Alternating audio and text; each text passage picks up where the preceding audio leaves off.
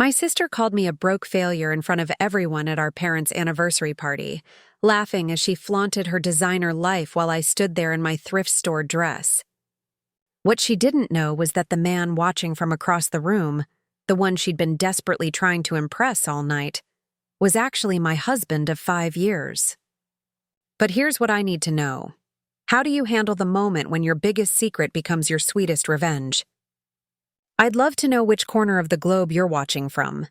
And if this story speaks to you, make sure to subscribe. Tomorrow's video is one you absolutely can't miss. The crystal chandelier above me sparkled like 1,000 judging eyes as my sister Madison's laughter cut through the elegant ballroom. We were at the Grandview Hotel in downtown Chicago, celebrating our parents' 35th wedding anniversary. And I was about to become the evening's entertainment. Vanessa, is that the same dress you wore to Aunt Carol's funeral 2 years ago? Madison's voice carried across our family's table, loud enough for nearby guests to turn their heads. She adjusted her Cartier bracelet, the diamonds catching the light with practiced precision. I mean, I know vintage is trendy, but there's a difference between vintage and just old. My face burned. She wasn't wrong. The navy dress I wore had seen better days, but it was the nicest thing in my closet that still fit properly. I worked as a junior librarian at the Chicago Public Library, and my salary barely covered my studio apartment in a neighborhood most of my family wouldn't dare visit after dark. Madison, please, my mother whispered, though her eyes held that familiar disappointment when she looked at me. The disappointment that asked why I couldn't be more like my sister. More polished. More successful. More everything. What? I'm just saying. Madison leaned back in her chair, her perfectly straightened blonde hair swaying as she gestured toward me with her champagne flute. We're all thinking about it. Vanessa, you're 32 years old. You live in a shoebox apartment. You drive a car from 2009 that sounds like it's dying every time you start it. And your idea of a vacation is visiting the library in a different neighborhood. She paused for effect, her green eyes scanning me from head to toe. It's honestly just sad at this point. My brother-in-law, Chad Bennett, chuckled beside her. He owned 3 car dealerships across the Chicago suburbs, and Madison never let anyone forget it. They lived in a sprawling house in Winnetka with a pool, a home theater, and enough garage space for Chad's collection of vintage motorcycles. Madison makes a good point. Sweetheart, my father added, swirling his scotch. Have you thought about going back to school? Getting your MBA? Chad's sister did that, and now she's making 6 figures at a consulting firm. I gripped my water glass tighter, willing myself not to cry. This wasn't new. Family gatherings had become a routine exercise in cataloging my failures. No husband. No impressive career.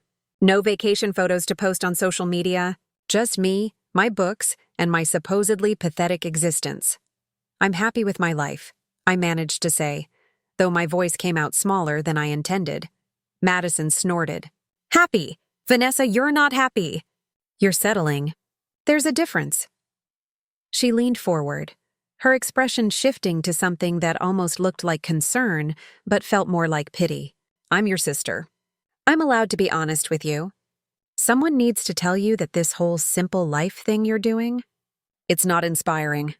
It's just giving up. The table fell silent. Even my teenage niece, Sophie, looked uncomfortable, picking at her dinner roll rather than meeting my eyes.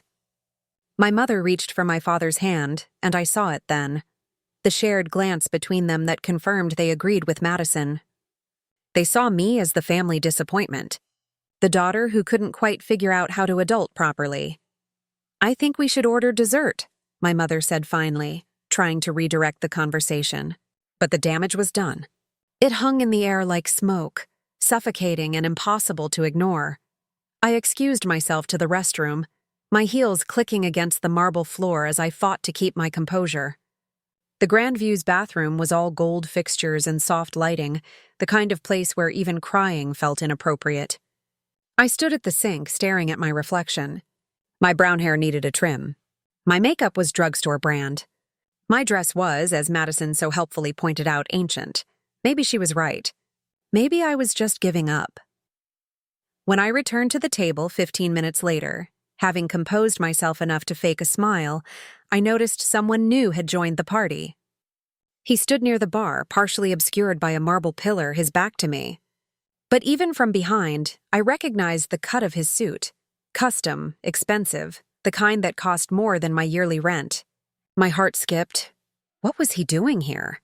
"Vanessa, there you are." My mother's voice had taken on a bright, artificial quality. "Come meet Mr. Kane. He's the son of your father's old business associate." Small world, isn't it? I froze mid-step as the man at the bar turned around. Dominic Kane. His dark eyes met mine with the briefest flicker of recognition before his expression settled into polite neutrality. He was here, at my parents' anniversary party. The man I'd been secretly married to for 5 years was standing 10 feet away, and nobody knew.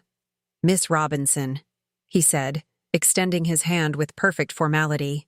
His voice was smooth, controlled, giving nothing away. "A pleasure to meet you." I shook his hand, feeling the familiar warmth of his palm against mine, the way his thumb brushed against my knuckles in a gesture too subtle for anyone else to notice. "Mr. Kane," I replied, matching his tone. "Welcome." Madison appeared at my elbow, her interest piqued by the presence of an attractive man in an expensive suit. "Dominic Kane? As in Kane Industries?" Her voice had taken on a purr I recognized. It was her hunting voice, the one she used when she saw something she wanted. "That's correct," Dominic replied, his attention still fixed on me in a way that made my pulse race.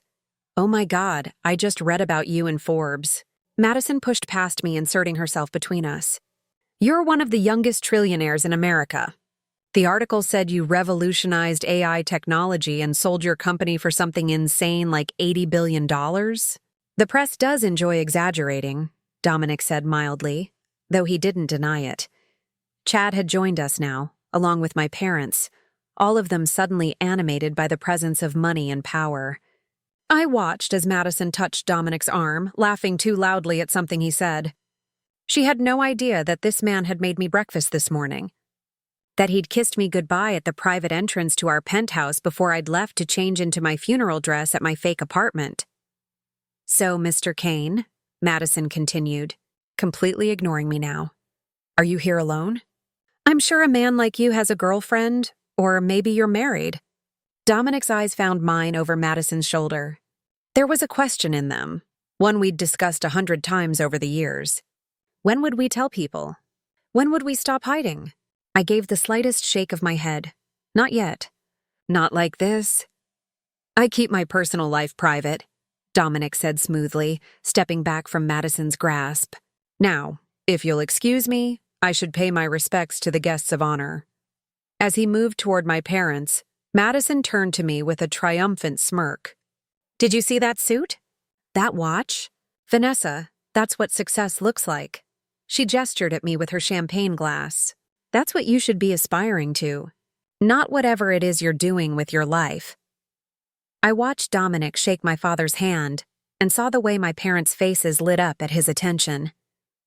They had no idea that the trillionaire businessman currently charming them had been sleeping beside me every night for the past 5 years. That he knew how I took my coffee, that he'd read every book I'd ever recommended, that he'd proposed to me in a library because he knew it was the only place I truly felt at home. The secret had started as a necessity. Dominic's position made him a target for fortune hunters and media scrutiny, and we'd wanted something real before the world got involved. But as months turned into years, the secret became something else. A test. A way to see who people really were when they thought I was nobody. And tonight, I was seeing exactly who they were. "Vanessa?" Madison waved her hand in front of my face. "Are you even listening to me?" "I was just saying maybe I could introduce you to some of Chad's single friends. Help you get your life together. Find someone who could take care of you properly." I looked at my sister, really looked at her, at the smugness in her expression. By the way, she'd spent the entire evening tearing me down to build herself up, at the assumption that I needed rescuing from my pathetic existence. "That's very kind of you," I said quietly. "But I'm doing just fine," Madison laughed. "Sure, Vanessa. Keep telling yourself that." Across the room, Dominic caught my eye. There was a storm building in his expression, one I recognized. He was done hiding, done watching my family treat me like I was less than, done pretending we were strangers. The question was I ready for what came next? The rest of dinner passed in a blur of forced smiles and champagne toasts. I barely tasted my filet mignon as I watched Dominic work the room with the ease of someone born into power. He moved from table to table, shaking hands with my father's business colleagues, laughing at jokes I couldn't hear. To everyone else, he was just another wealthy guest. To me, he was the man who'd held me through my worst panic attacks, who'd learned to cook my grandmother's recipes so I'd feel less alone after she passed. Earth to Vanessa. Madison snapped her fingers in front of my face. Seriously, what is wrong with you tonight? You've been zoning out all evening. Just tired, I murmured, pushing my food around my plate. Tired? She scoffed. From what? Shelving books? God, you don't know what real exhaustion is. Try managing a household staff, planning charity galas, and keeping up with the country club social calendar. That's exhausting. My mother nodded in agreement. Madison has so much on her plate. Last week, she organized that fundraiser for the Children's Hospital. Raised over $50,000. I bit my tongue. What I wanted to say was that the Kane Foundation, Dominic's charitable organization that I helped run anonymously, had donated $12 million to that same hospital last month. But that would require explanations I wasn't ready to give. That's wonderful, Madison, I said instead.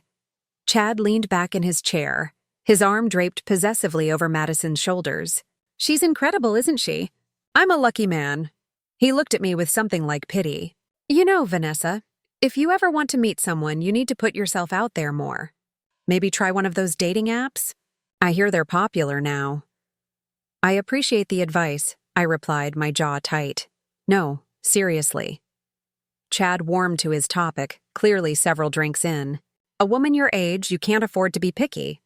The good ones get snatched up early. You might have to lower your standards a bit, you know? Be realistic about what you bring to the table. A lot of love and effort went into bringing this story to life. If you're enjoying it, we'd be so grateful if you'd subscribe to our channel. Now back to where we left off. The words hit like a slap. Before I could respond, a shadow fell across our table. Dominic stood there, his expression unreadable but his posture radiating controlled anger. Excuse me, he said, his voice carrying an edge I recognized. I couldn't help but overhear. Mr. Bennett, was it? Chad straightened, clearly pleased to have Dominic Kane's attention. That's right. Chad Bennett, Bennett Auto Group. Interesting. Dominic's smile didn't reach his eyes. I was recently in the market for a new dealership acquisition in the Chicago area. Tell me, do you make it a habit of insulting women at family gatherings? Or is this a special occasion? The color drained from Chad's face. I what? No, I wasn't insulting anyone. I was just trying to help. Help!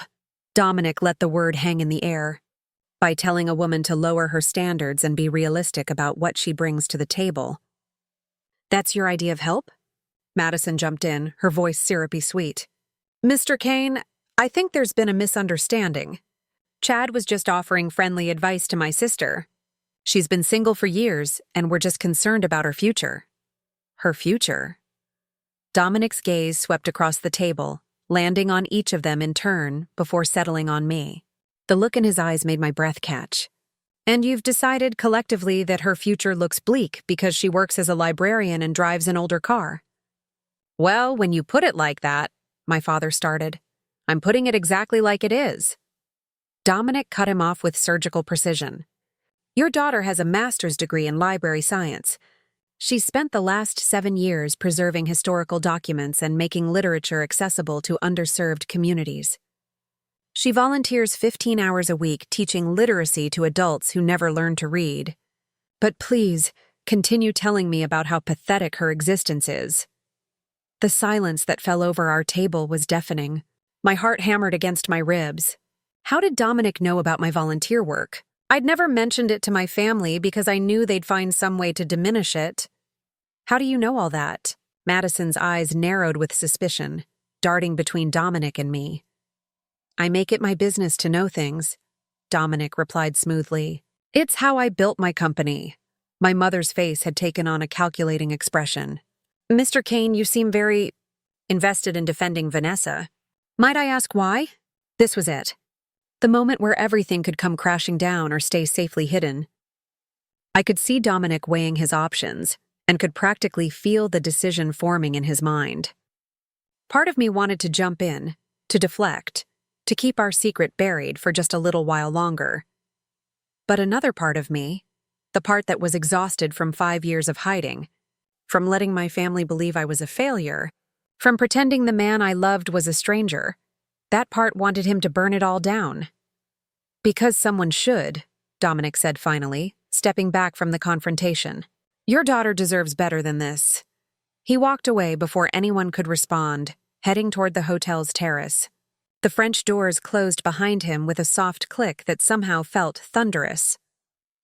Well, Madison said, breaking the stunned silence. That was bizarre. Why would a trillionaire care about you, Vanessa? I stood up, my legs shaky but my resolve firm. Excuse me. I need some air. Oh, are you going to go chase after him? Madison's laugh was cruel. Vanessa, men like that don't end up with women like you. Wake up. I ignored her, weaving through the tables toward the terrace. Behind me, I heard my mother calling my name, but I didn't stop. I pushed through the French doors and found Dominic standing at the railing, his hands gripping the stone balustrade so tightly his knuckles had turned white. Dom, I said softly. He turned to face me, and I saw the fury blazing in his dark eyes. I can't do this anymore, Vanessa. I can't sit there and watch them tear you apart while pretending I don't know you, while pretending you're not the most important person in my life. I know, I whispered. I know, do you? He moved closer, his voice dropping. Because from where I'm standing, it looks like you're still trying to protect them, still trying to spare them the embarrassment of finding out you've been lying to them for 5 years. That's not fair, isn't it? His hand came up to cup my face, his thumb brushing my cheekbone in a gesture so familiar it made my chest ache. Vanessa, I've watched you diminish yourself for them over and over again. I've bitten my tongue through countless dinners where they've made you feel small. I've respected your wishes to keep this private. But tonight I wanted to tell them that you're my wife, that you wake up in a penthouse overlooking Lake Michigan, that you're on the board of 3 charitable foundations, that you're brilliant and kind and you've never once asked me for anything except my time and my honesty. Tears stung my eyes. They'll think I married you for money. Let them think whatever they want. His other hand found my waist, pulling me closer. I don't care what they think. I care about you, and I'm tired of hiding the best thing that ever happened to me. Through the French doors, I could see my family watching us. Madison's mouth had fallen open. My mother's hand was pressed to her chest. My father had stood up from the table, his expression thunderous. They're watching, I said. Good. Dominic's forehead touched mine. Tell me what you want, Vanessa. Do we keep hiding? Or do we stop letting them make you feel like you're not enough? My hands fisted in his suit jacket. 5 years. 5 years of secret smiles and hidden moments. 5 years of letting my family believe I was failing at life while I was actually living a love story most people only dreamed of. I'm scared, I admitted. Of what? That you'll see me the way they do. That once this is out in the open, you'll realize they were right. That I'm not enough for someone like you. Dominic pulled back just enough to look into my eyes. Vanessa Robinson Kane, you are the woman who said yes when I proposed in the stacks of a library at midnight. You're the person who makes me laugh when I'm stressed about board meetings. You're the one who reminds me why I made my money in the first place, so I could use it to make a difference. You are everything, and I'm done hiding it. Behind us, the French doors opened. I heard Madison's voice, sharp with confusion. Vanessa, what the hell is going on?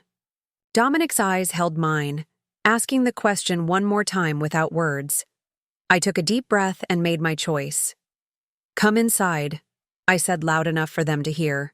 There's something I need to tell everyone. Walking back into that ballroom with Dominic's hand in mine felt like stepping off a cliff. Every eye in the room turned toward us, but my family's table was where the real storm was brewing. Madison had her arms crossed, her perfect composure cracking at the edges. My father looked ready to explode. Vanessa Marie Robinson, my mother hissed as we approached. What is the meaning of this display? I squeezed Dominic's hand, drawing strength from his presence. Everyone, please sit down. There's something I need to say. If this is about Mr. Kane defending you earlier, my father interrupted, his voice tight with embarrassment, we can discuss your dramatics at home. You've already caused enough of a scene. I'm married, I said, the words tumbling out before I could second-guess them. I've been married for 5 years. The silence was absolute. Even the ambient noise from other tables seemed to fade away. Madison's face went through a rapid series of expressions, confusion, disbelief, and then something darker. Married? My mother's voice came out strangled. That's impossible. We would have known. You would have told us. Would I have? The question hung between us. When would I have told you, Mom? Between Madison's commentary about my pathetic life? Or maybe during one of Dad's lectures about how I'm wasting my potential? Don't be dramatic, Madison snapped, but her eyes kept darting to Dominic, pieces clicking together in her mind. If you were married, we'd know. You'd have a ring, She stopped mid-sentence as I pulled the delicate platinum band from inside my dress, where it hung on a chain around my neck. I unclasped the necklace and slipped the ring onto my finger for the first time in public. It caught the light, simple but exquisite, with a single diamond that Dominic had chosen because he said it reminded him of how I found beauty in simplicity. Oh my God, Madison whispered, her face draining of color. You're lying. This is some kind of joke. It's not a joke. Dominic's voice was calm but carried an unmistakable authority. Vanessa and I were married 5 years ago, privately, quietly, because we wanted something real before the world complicated it. Chad leaned forward, his expression calculating. Wait, so you're telling us that Vanessa, he gestured at me with barely concealed skepticism, has been secretly married to one of the richest men in America this entire time? That's exactly what I'm telling you. My father's face had turned an alarming shade of red. This is absurd. Vanessa, if this is some kind of revenge for tonight's comments... Revenge?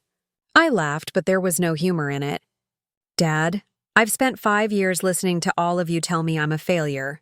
5 years of family dinners where I'm the punchline. 5 years of Madison explaining how pathetic my life is. I turned to my sister, who looked like she'd been slapped. Do you remember what you said to me at Christmas? You told Aunt Joanne that you worried I'd die alone in my apartment and nobody would find me for weeks. I was concerned, Madison started. You were cruel, I cut her off. You've been cruel for years.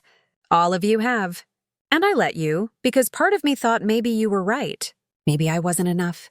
Vanessa. My mother reached for my hand, but I pulled away.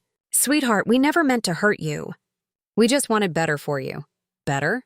Dominic's voice cut through like ice. Your daughter holds 2 master's degrees. She's fluent in 4 languages. She's published 3 papers on archival preservation. She sits on the board of the National Literacy Foundation.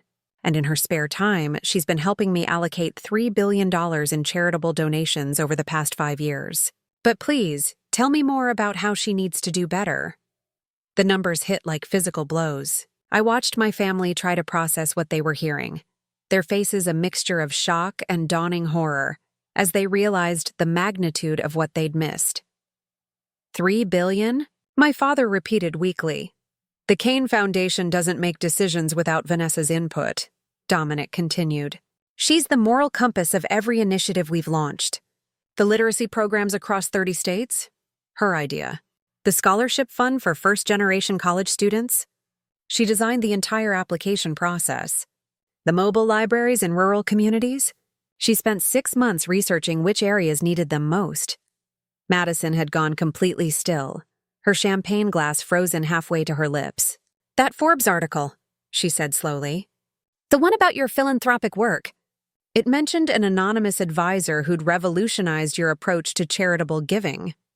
Not so anonymous anymore, Dominic replied. But your apartment, my mother stammered. That tiny place on the south side is where I keep some clothes and books, I finished. So I'd have somewhere to change when I needed to visit you.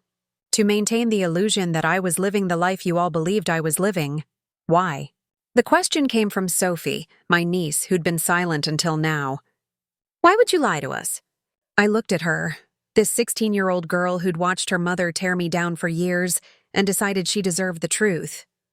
Because I wanted to know who you all really were. Not who you'd be if you knew I had money or status. The real you. That's not fair, Madison's voice shook. You can't just test people like that, can't I? I met her eyes. Madison, you spent tonight mocking my dress, my car, my entire existence. You've made it your personal mission to remind me at every family gathering that I'm a disappointment. And then Dominic walked in, and suddenly you were touching his arm, laughing at his jokes, trying to impress him. I paused, letting the words sink in. You were flirting with my husband. The color that had drained from Madison's face came rushing back in a wave of crimson. I didn't know. That's exactly my point. You didn't know. And when you didn't know, when you thought I was nobody, this is how you treated me. Chad cleared his throat, clearly trying to salvage the situation. Look, I think we all need to calm down. This is a lot of information to process. Maybe we should... You told me I needed to lower my standards, I said quietly, turning to face him. You said I should be realistic about what I bring to the table. So let me be realistic with you now. What I bring to the table is authenticity, kindness, and genuine care for the people around me. What do you bring, Chad? 3 car dealerships and an ego the size of Lake Michigan? Vanessa! My mother looked scandalized. That's enough. No, Mom, it's not enough. It's not nearly enough. I felt Dominic's hand on my back, steadying me. I spent 5 years making myself smaller so you'd all feel bigger. I listened to your criticisms and your pity and your unsolicited advice. I showed up to every family event knowing I'd leave feeling worse about myself. And for what? So we could pretend to be a happy family? My father finally found his voice, though it came out rough. You're our daughter. We love you. Love isn't supposed to feel like this, I said, and my voice cracked on the words. Love isn't supposed to make you feel worthless. The ballroom had gone quiet around us. Other guests had noticed the commotion and were watching with undisguised curiosity. I saw my father glance around, saw the social calculation in his eyes, the embarrassment of a public scene, the scandal of his daughter's secret life being exposed. Perhaps we should continue this conversation somewhere private, he suggested stiffly. No.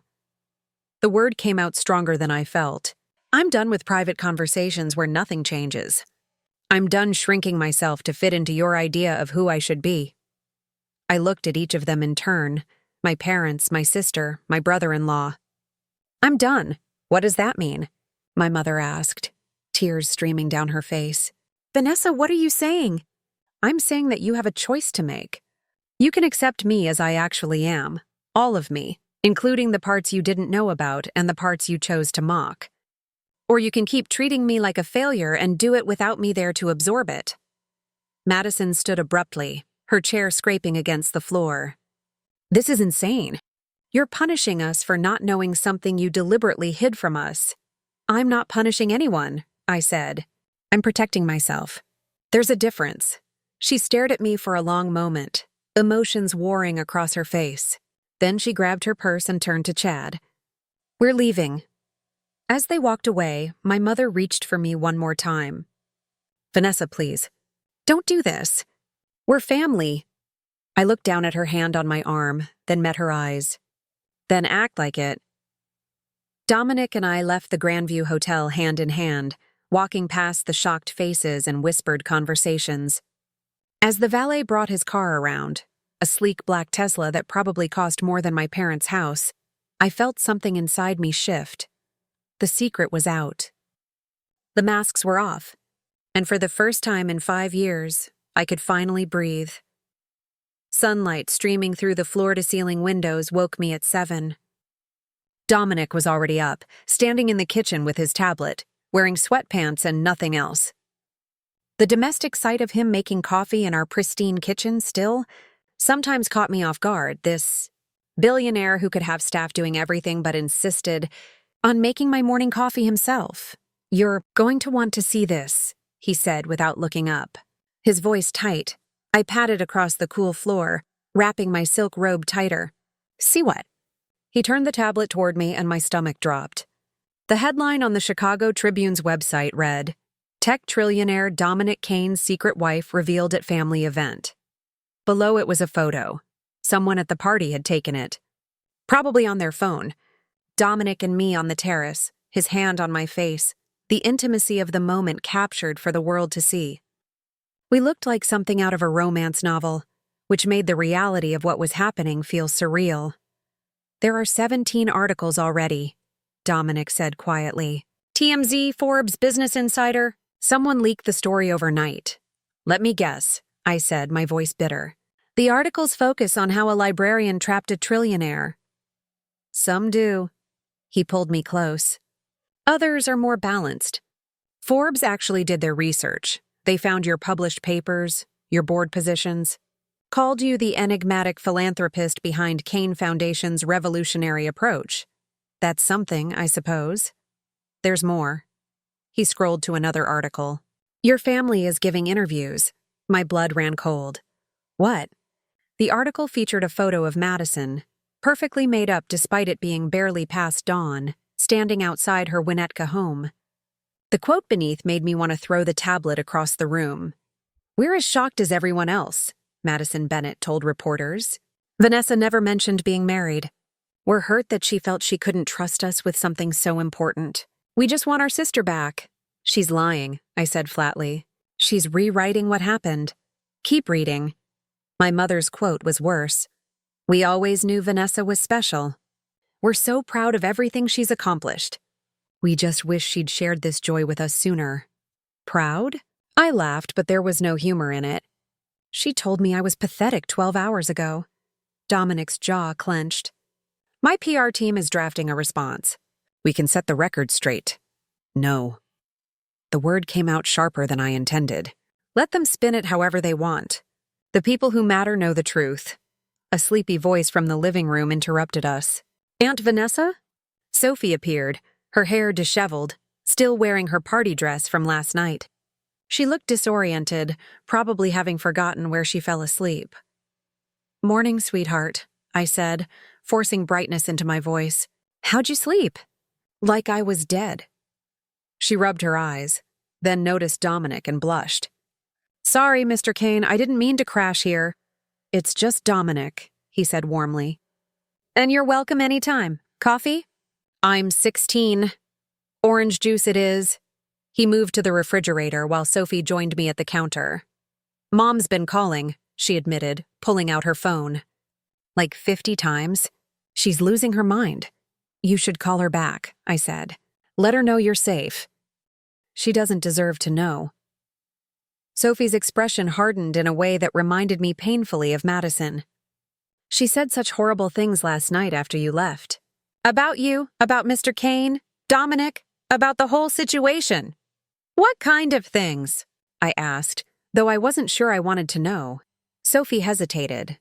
She said you probably seduced him, that you must have gotten pregnant and trapped him into marriage, that there was no way someone like him would actually choose someone like you unless you'd manipulated him somehow.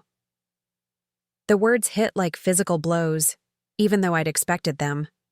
Dominic's hand found mine under the counter, squeezing hard. Your mother is processing a shock, I said carefully, not wanting to completely poison Sophie against Madison despite everything. People say things they don't mean when they're upset. But she does mean it, Sophie insisted. That's the thing, Aunt Vanessa. She's always said stuff like that about you. Maybe not as directly, but the implications were always there. That you weren't good enough. That you were wasting your life. That you needed fixing. She looked down at her hands. I used to think she was right. I thought you were kind of sad, actually. Living in that tiny apartment, working at a library, never going anywhere or doing anything exciting. Sophie.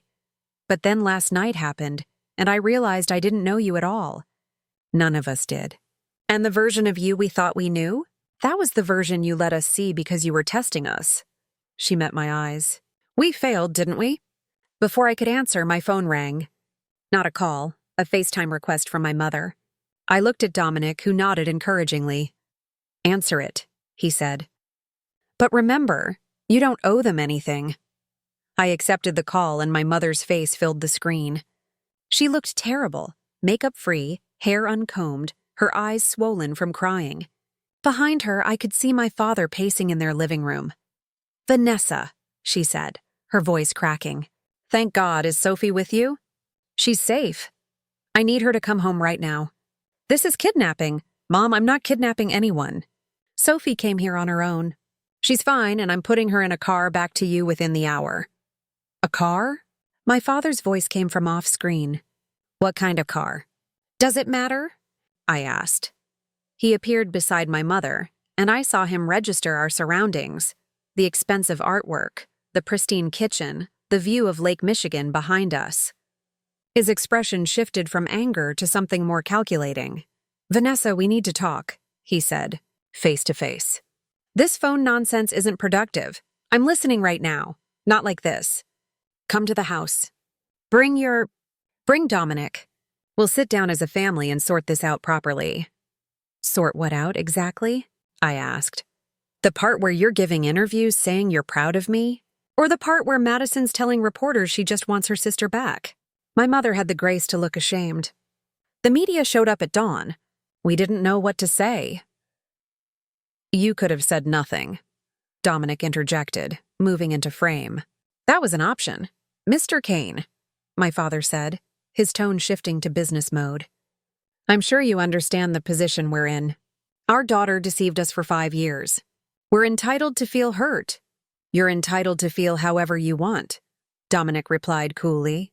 "But painting yourselves as victims when you spent years making Vanessa feel worthless. That's not just dishonest. It's cruel." "We never made her feel worthless," my mother started. "You told her she was pathetic," I interrupted. "Those were your exact words, Madison's words. At your anniversary party, in front of everyone." Silence stretched between us. My mother's face crumpled. "I didn't mean, you did mean it. You've always meant it." I felt Sophie's hand slip into mine, grounding me. Every comment about my car, my apartment, my clothes, my job. Every comparison to Madison. Every piece of unsolicited advice about how I needed to get my life together. "You meant all of it. Because we wanted better for you." My father's voice rose. "We're your parents. We're supposed to push you to reach your potential." "I exceeded my potential," I said quietly. "I just did it without your approval or your knowledge. And now you're angry because you can't take credit for it." The truth of those words hung in the digital space between us. I watched my parents' faces, saw the moment they understood I'd seen through them completely. "The press is camped outside our house," my mother said finally. "Our neighbors are calling. Your father's business partners are asking questions. This is affecting all of us, Vanessa. Then tell them the truth. Tell them you didn't know your daughter at all because you were too busy judging her to actually see her. That's not fair," she whispered. "Neither is spending 5 years being your family's punchline." I took a breath. "Sophie's coming home in an hour. My driver will bring her. As for the rest of it, the interviews, the media attention, all of it, you created this situation when you chose to talk to reporters instead of talking to me." "We're your family," my father said. And for the first time, I heard uncertainty in his voice. "Then act like it," I replied, echoing the words from last night. "Because right now, you're just people who share my DNA." I ended the call before they could respond. My hands were shaking, and Sophie was crying quietly beside me. Dominic wrapped his arms around both of us, and we stood there in our kitchen as the morning sun climbed higher over the lake. "I'm scared," Sophie admitted. "Going home, I mean. Mom's going to be so angry." "Do you want me to come with you?" I offered. She nodded, relief flooding her face. "Would you?" "Of course." I looked at Dominic, who was already reaching for his phone. "I'll have Marcus bring the car around," he said. "And Vanessa?" "I'm coming too." An hour later, we pulled up to Madison's house in Winnetka in Dominic's Mercedes SUV, the one with bulletproof glass and a price tag that exceeded most people's mortgages. The press was indeed there, cameras ready, reporters shouting questions the moment they recognized us. Sophie gripped my hand as we walked toward the front door. Dominic's security team creating a barrier between us and the media. Madison burst out before we reached the porch, her face a mixture of fury and something that looked almost like fear. "Get in this house right now." "Sophie," she demanded. "Not until we talk," I said calmly. Madison's eyes darted to the cameras, to the neighbors watching from their windows, to Dominic standing protectively beside me. I saw the calculation happening in real time, the social cost of another public scene versus the satisfaction of unleashing her anger. "Fine," she said through clenched teeth. "Inside, now." As we stepped into her perfectly decorated home, all white furniture and expensive art that no one was allowed to touch, I realized this wasn't over. The reveal at the party had been just the beginning. The real reckoning was about to start. Madison's living room looked like it belonged in an interior design magazine. All cream sofas, marble coffee tables, and abstract art that cost more than most people earned in a year. But the perfection felt suffocating, like a museum where one wrong move would shatter everything. Chad sat on the couch, already dressed in a suit despite it being a Saturday morning. He stood when we entered, his expression unreadable. Madison shut the door hard enough to make Sophie flinch. "You have some nerve," Madison said, her voice shaking. "Coming here, acting like you're the victim in all this." "I didn't come here to fight," I replied evenly. "I came to bring Sophie home safely. After you manipulated her into spending the night with you? After you poisoned her against her own family?" Madison's perfectly manicured hands clenched into fists. "She's my daughter, Vanessa. Mine. You had no right—" "I didn't manipulate anyone," I interrupted. "Sophie showed up at our home upset. What was I supposed to do? Turn her away?" "Yes!" Madison's voice cracked. "You should have called me immediately. You should have sent her home.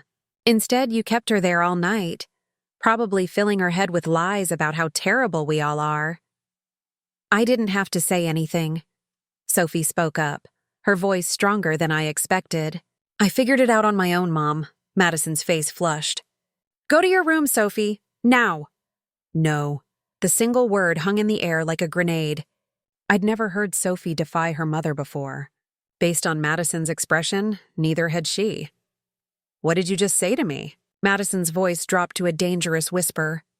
"I said no." Sophie moved closer to me, and I felt Dominic shift protectively behind both of us. "I'm not leaving until you hear what I have to say." "Sophie, sweetheart, this isn't the time." Chad started. "When is the time, Dad?" "When is it ever the time to talk about how Mom treats Aunt Vanessa?" Sophie's voice grew stronger. "I've been watching it my whole life. Every family dinner, every holiday, every single time we're all together. The comments, the comparisons, the way she makes Aunt Vanessa feel small. I thought it was normal. I thought that's just how families were." "You don't understand the complexity," Madison began. "I understand that you were flirting with her husband," Sophie said bluntly. "I was there, Mom. I saw you touching his arm, laughing at everything he said, trying to impress him. And the whole time, he was married to the woman you'd just finished calling pathetic." The color drained from Madison's face. Chad looked at his wife with an expression I couldn't quite read. Disappointment mixed with something else. Realization, maybe. "That's not—" "I didn't know," Madison stammered. "That's exactly the point," I said quietly. "You didn't know he was my husband, so you felt free to treat me like garbage and flirt with him in the same breath." "What does that say about you, Madison?" She whirled on me, tears streaming down her face now. "You want to know what it says about me? Fine. I'll tell you." She laughed, but it was a broken sound. "It says I'm jealous. It says I've been jealous of you since we were kids, and I hate myself for it." The confession shocked everyone into silence. Even Dominic, who'd remained stoic throughout, looked surprised. "Jealous?" I repeated. "Madison, you've spent years telling me how pathetic I am. You have everything. The house, the cars, the perfect family." "The perfect image," she corrected bitterly. "That's all it is, Vanessa. An image." She sank onto her cream sofa, no longer caring about appearances. "You know what I remember from our childhood? You read in the corner at every party, completely content, not needing anyone's approval. not caring what people thought. While I was constantly performing, constantly trying to be perfect, you just existed, happy in your own world. Mom, Sophie said softly. Madison ignored her. And then we grew up and you became this person who genuinely loved what you did. You lit up talking about books and history and preservation. Meanwhile, I married Chad because he was successful and checked all the right boxes. And now I spend my days planning parties I don't want to attend and buying things I don't need. Chad's face had gone very still. Madison, don't! She held up a hand. We both know this marriage is more of a business arrangement than a love story. Your dealerships, my family's connections, it works. But it's not what she has. She pointed at me with something close to anguish. You found someone who loves you for exactly who you are. Someone who married you in secret because the relationship mattered more than the spectacle. Someone who respects what you do even though it doesn't make you rich or famous. I am rich and famous, I said gently. You just didn't know it. That's not what I mean. Madison wiped her eyes, smearing her mascara. Even without Dominic's money, even when we all thought you were struggling, you had something I'll never have. You had peace, contentment, the ability to be happy with enough instead of constantly needing more. So you tore me down, I said, understanding Dawn. You made me feel worthless because I made you feel empty. Yes. The admission came out as a whisper. And I'm sorry. I'm so sorry. The apology hung between us, fragile and unexpected. I looked at my sister, really looked at her, and saw something I'd missed in all our years of conflict. She wasn't my enemy. She was trapped in a life she'd built to impress people who didn't matter, and she'd resented me for refusing to do the same. Madison, I said carefully, you know you can have that too, right? Peace, I mean. You can choose differently, can I? She laughed bitterly. I'm 35 years old. I have a daughter, a husband, a whole life built on being someone I'm not sure I ever wanted to be. How do you just walk away from that? You don't walk away. Dominic spoke for the first time since we'd entered. You walk toward something better, toward authenticity. It's harder than it sounds, but it's worth it. Chad cleared his throat. For what it's worth, Madison, I've known for years that we're not exactly a love match. But I thought we were partners. I thought we had respect. He looked at her with something hurtful. Apparently, I was wrong. Chad, no, let me finish. He stood, his carefully maintained composure cracking. I watched you mock your sister for years. I participated in it, I'm ashamed to say, and last night, watching it all fall apart, I realized something. Vanessa didn't deceive us. She gave us exactly what we earned, distance from people who made her feel worthless. He turned to me. I'm sorry for the comments about lowering your standards, for treating you like you were less than. You deserved better from all of us. The apology felt genuine, which somehow made it harder to accept. These weren't monsters. They were flawed people who'd made terrible choices and were now facing the consequences. I appreciate that, I said finally. I do. But apologies don't erase 5 years of hurt. So what happens now? Sophie asked, looking between all of us. Does the family just fall apart? Do we never see each other again? It was the question I'd been avoiding since last night. What did I want? Revenge had never been my goal. I'd simply wanted to be seen, to be valued for who I actually was. And now that the truth was out, now that apologies were being offered, what came next? I think, I said slowly, we all need time. Space to figure out who we are without the roles we've been playing. Madison needs to decide if she wants to keep living for appearances. Mom and Dad need to figure out if they can see me as more than a disappointment, and I need to decide if I can trust any of you again. That's fair, Madison said quietly. That's more than fair, actually. Sophie moved toward her mother, and I watched as Madison pulled her daughter into a tight embrace. I'm sorry you saw all this, Madison murmured. I'm sorry I showed you that it was okay to tear people down. You can show me something different now, Sophie replied. It's not too late. As Dominic and I prepared to leave, Madison stopped us at the door. Vanessa? The things I said to the press this morning about being shocked and hurt. I know, I said. Damage control. I get it. No, I'm going to set the record straight. She straightened her shoulders. I'm going to tell them the truth. That I was cruel to you. That you had every right to keep your life private. That I'm the one who needs to apologize, not you. Madison, the media will tear you apart, I warned. Good, she said with the first genuine smile I'd seen from her in years. Maybe being torn down will teach me some empathy. God knows I need it. As we drove away from Winnetka, leaving the press and the perfect house behind, Dominic reached for my hand. How are you feeling? Confused, I admitted. I wanted them to understand what they'd done. But now that they do, now that they're apologizing, I don't know what I'm supposed to feel. You're supposed to feel however you feel, he said. There's no right answer here. They hurt you. Apologies don't erase that. But they're also your family, and you get to decide what that means going forward. My phone buzzed. A text from my mother. Your father and I would like to see you.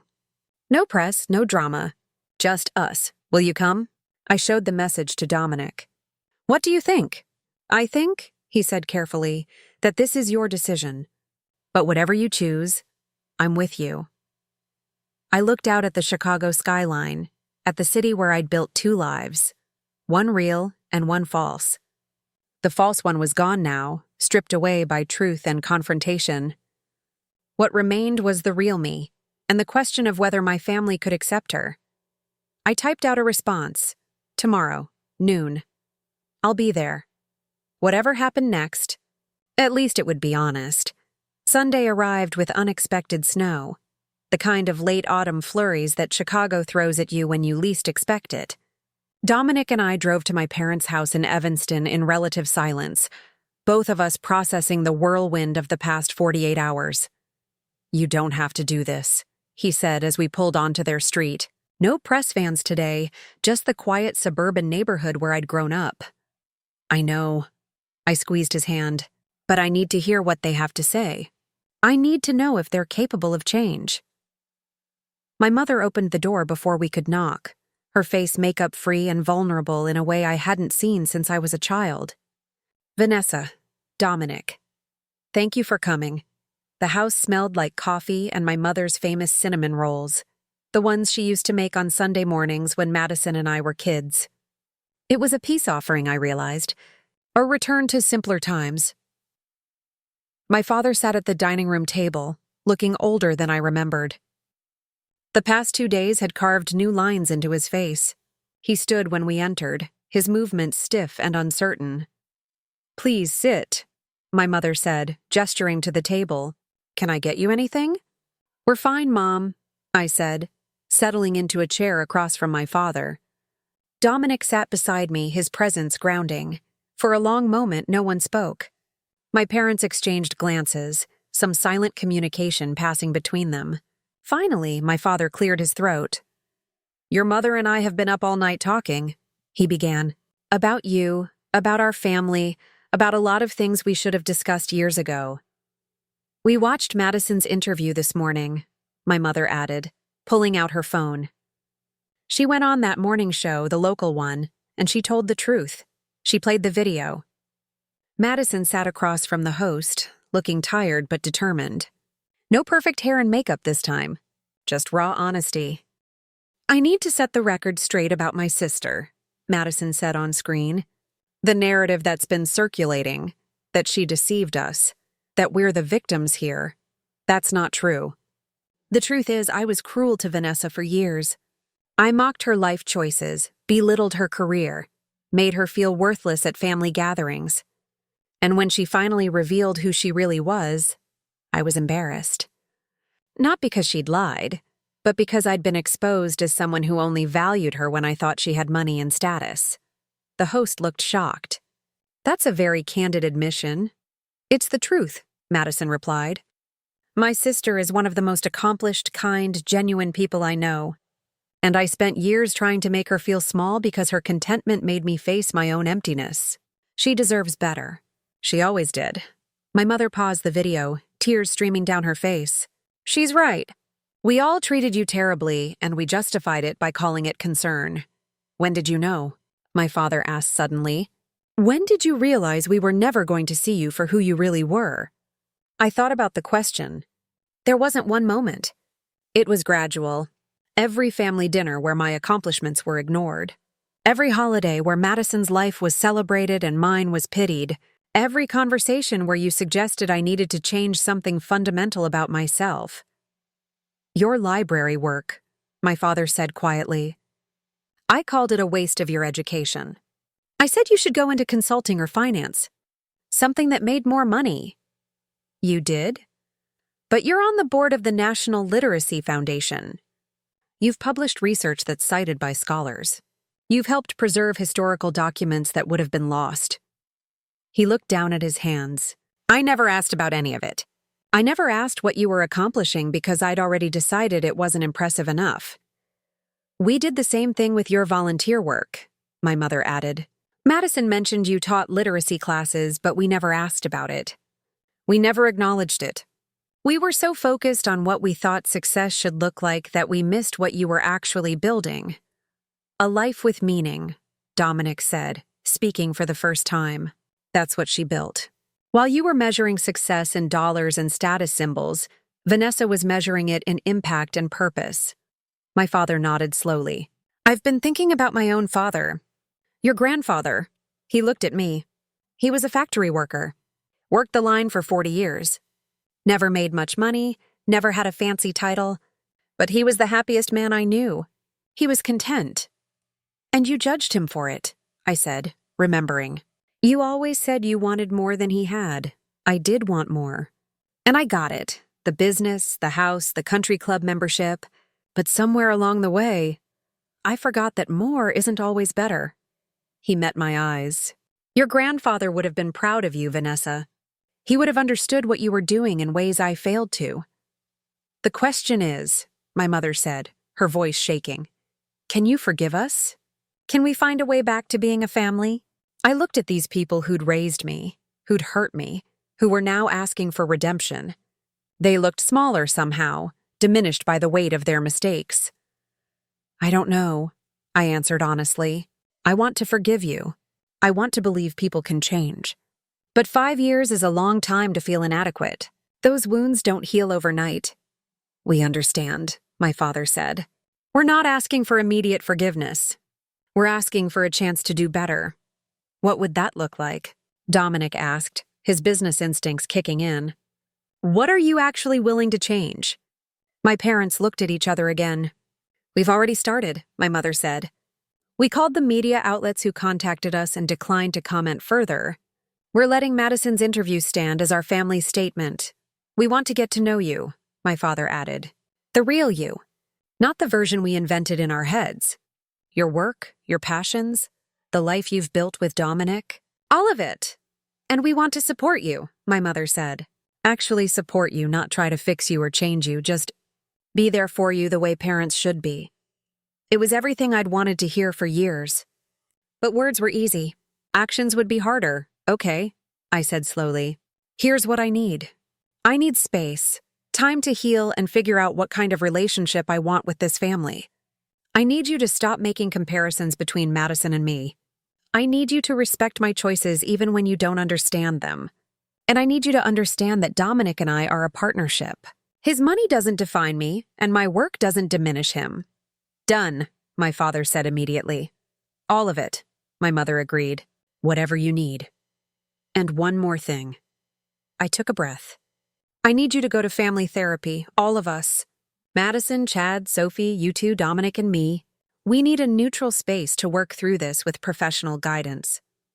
My father looked like he wanted to protest. Therapy was still stigmatized in his generation. But my mother put her hand on his arm. We'll do it, she said firmly. We'll do whatever it takes. As we prepared to leave, my mother pulled me aside. Vanessa, I need you to know something. When you were a little girl, maybe 5 or 6, you came home from school crying because the other kids said reading was boring. And you said to me, why can't they see how beautiful stories are? You were so confused that others didn't share your passion. I remembered that day vaguely. I told you that not everyone would understand you, but that didn't make you wrong. I told you to keep loving what you loved, regardless of what anyone else thought. Her voice broke. I wish I'd remembered that advice when you got older. I wish I'd let you stay that little girl who loved beautiful things without worrying about status or money or what the neighbors thought. You can remember it now, I said softly. It's not too late. She pulled me into a hug and I let her. It didn't fix everything. It didn't erase the years of hurt. But it was a start. 3 months later, Dominic and I hosted Thanksgiving at our penthouse. The entire family came. My parents, Madison and Chad, Sophie, even Dominic's mother who flew in from Boston. The dinner was awkward at times, with conversations that hit uncomfortable silences and topics we still couldn't quite navigate. But there was also laughter. Real laughter. Sophie told stories about her new internship at a publishing house, inspired, she said, by my work. Madison talked about the art classes she'd started taking, her first step toward finding her own identity outside of being a trophy wife. My father asked Dominic about the Kane Foundation's new literacy initiative, actually listening to the answer instead of waiting for his turn to talk. And my mother caught my eye across the table as I was clearing plates and mouthed 2 words. I'm proud. Later, as our guests left and Dominic and I stood at our windows watching snow fall over Lake Michigan, he wrapped his arms around me from behind. Any regrets? He asked about what? Going public. Telling the truth. Blowing up your family's perception of you. I thought about it. Really thought about it. The past 3 months have been difficult. Family therapy sessions had been painful, forcing us all to confront ugly truths. The media attention had been invasive, with paparazzi following us for weeks until the story died down. There had been arguments, setbacks, moments where I wondered if it would have been easier to just keep the secret forever. But there had also been breakthroughs. Real conversations. Genuine connections. Sophie visited just to talk, not because she felt obligated. Madison texting to share something funny, not to one-up me. My father asked about my work because he actually wanted to know. No regrets, I said finally. It was messy and hard, but it was necessary. They know me now. The real me. And I know them too, who they actually are, not who I wanted them to be. And us? His arms tightened around me. Was it worth risking our privacy? I turned in his embrace, looking up at the man who'd loved me when I was just a librarian with dreams, and who loved me still now that the world knew our truth. Dominic, you were never a secret I wanted to keep. You were a treasure I wanted to protect. There's a difference. He kissed me softly. For what it's worth, I think you're the bravest person I know. Standing up to your family, demanding better, refusing to settle for less than you deserved, that takes courage. I learned from the best, I said, smiling. You taught me that having money doesn't make you worthy. Being worthy makes you worthy. The money is just, well, it's nice to have, but it's not who we are. Who are we? He asked, a smile playing on his lips. We're the people who found each other in a library, I said. Who chose love over spectacle? Who built something real in a world full of fake? And who finally stopped hiding? Snow continued to fall outside, blanketing the city in white. Somewhere out there, my family was driving home, maybe talking about the evening, maybe processing their own revelations. Tomorrow would bring new challenges, more therapy sessions, and continued healing. But tonight, I stood in the home I'd built with the man I loved, finally free from the weight of secrets and pretense. My sister had called my existence pathetic, but she'd been wrong. My existence wasn't pathetic, it had just been hidden. And now that it was finally visible, now that I'd stopped letting others define my worth, I realized something important. I'd never needed their approval. I'd just needed my own, and that made all the difference. Looking for more? We've got 2 amazing stories ready for you right on screen. If this one touched you, these are absolutely worth your time. Click to watch them now. And hey, subscribe and hit that bell to never miss our latest uploads.